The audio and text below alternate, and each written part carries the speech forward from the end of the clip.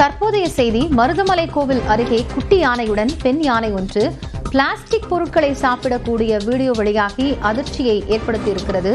உணவிற்காக தேடி வனத்திலிருந்து வெளியே வரக்கூடிய யானைகள் இதுபோன்று பொதுமக்கள் வீசக்கூடிய பிளாஸ்டிக் கழிவுகளை உண்பதால் அவற்றிற்கு உடல்நலக் குறைவு ஏற்படுகிறது.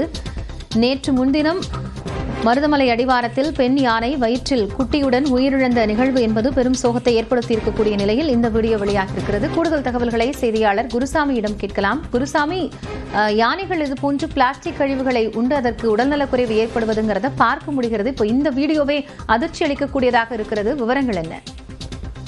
காயத்ரி, கோவை மாவட்டம் மருதமலை அடிவாரத்தில் பிளாஸ்டிக் கழிவுகளை உட்கொண்ட யானை உடல்நலம் பாதிக்கப்பட்டு கடந்த ஒரு வாரம் 5 நாட்களுக்காக சிகிச்சை அளிக்கப்பட்டு வந்த நிலையில் சிகிச்சை பலனின்றி நேற்று உயிரிழந்தது.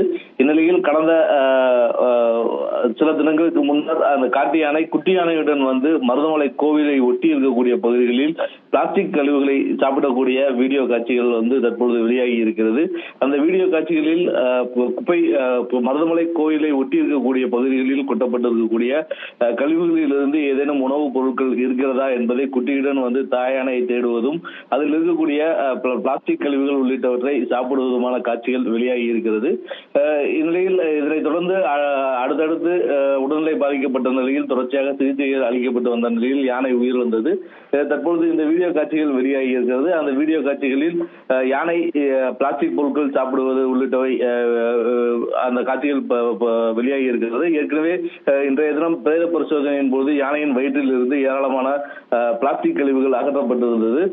இந்நிலையில் தற்போது யானை பிளாஸ்டிக் கழிவுகளை சாப்பிடுவதும் தற்போது அந்த காட்சிகள் அனைத்தும் வெளியாகி இருப்பது குறிப்பிடத்தக்கது.